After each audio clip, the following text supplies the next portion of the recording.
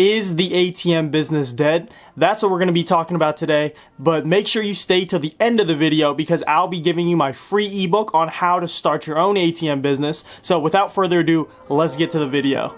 Welcome to the Chad Osuji Show, where I show you business strategies, marketing techniques, and tactics to grow your own business.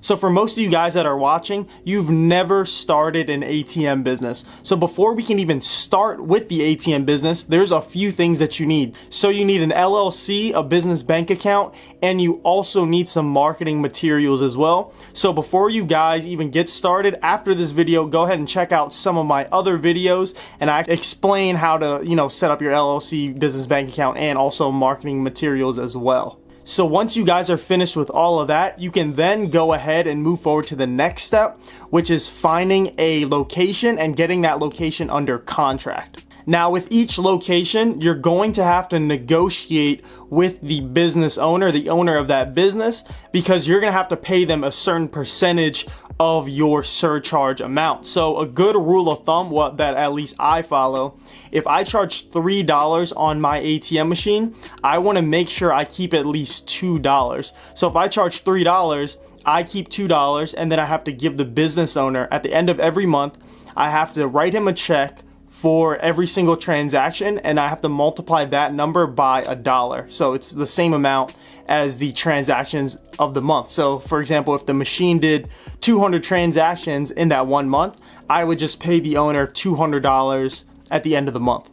So you want to make roughly $500 per ATM machine each month. So like I mentioned in my previous video, the one right before this one, you want a 10% return on your investment every single month. So meaning if I bought a machine that costs, $2,500, and then I also put $2,500 in that machine, I've invested $5,000 into, that ATM machine.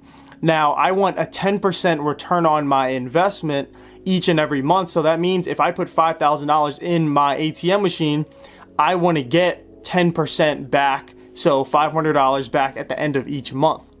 So if I follow this rule, by the end of the year, each of my machines should make me about $6,000 if they're making $500 each and every month. One thing that can really make or break your ATM business is if it's in a good location or a bad location. So you want to make sure your ATM machine is in a good location. And a good location is just determined by how many people use your machine every month. Now, you can't put your ATM machine next to a Wawa or a Royal Farms, for example, because a Wawa and a Royal Farms actually have a free ATM machine. So with my ATM machines, if someone wanted to take out $20 from the machine, I charge them $3. But if they went to a Wawa or a Royal Farms and they took out $20, they would just subtract $20 from their bank account. They're not charged that extra $3 that my machine charges. So just keep that in mind and make sure you don't have your ATM machine next to one of these free ATM machines like the ones in Wawa or Royal Farms, because if someone goes up to your ATM machine and then they look the other way and they see a Royal Farms like 10 feet away from them, they're not going to use your machine because they have a free machine 10, 15 feet away from them. So you want to make sure your ATM machines aren't really in places that have a bank close to them or that are near a store that does cash back, because when you do cash back, all you have to do is buy an item from that store and then they give you the cash for free. And a lot of people, they've been asking me this question. They'll DM me on Instagram or they'll message me on Facebook and they send me a screenshot saying, hey, is this a good location? It's a barbershop or whatever. And they ask me if it's a good location. And honestly, it really depends. There are so many factors in determining a good location from a bad location. So my recommendation is, if you personally think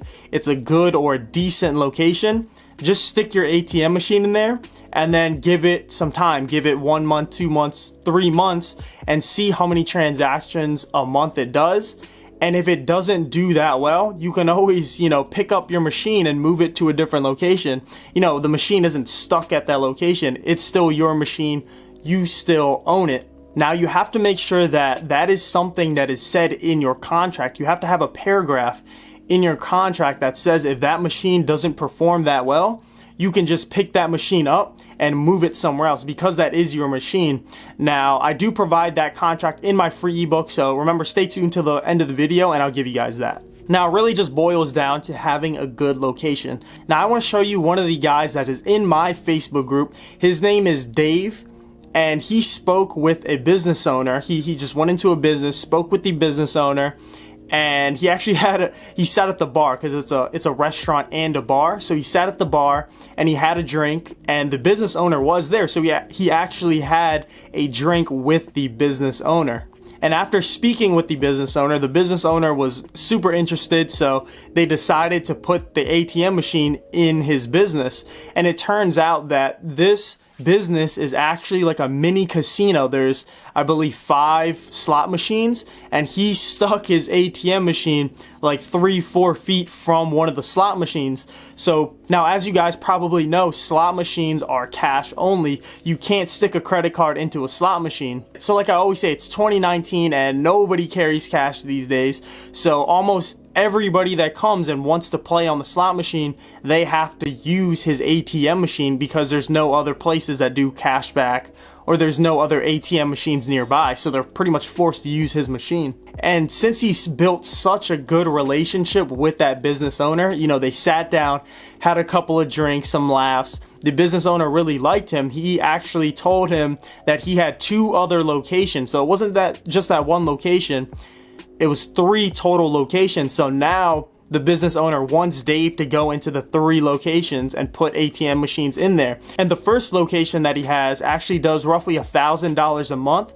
So just imagine, you know, that one connection that he has, that one business owner that he talked to brought him 3 different locations. And now he's able to make roughly $3,000 a month just because, you know, he sat down and had that one drink with that business owner.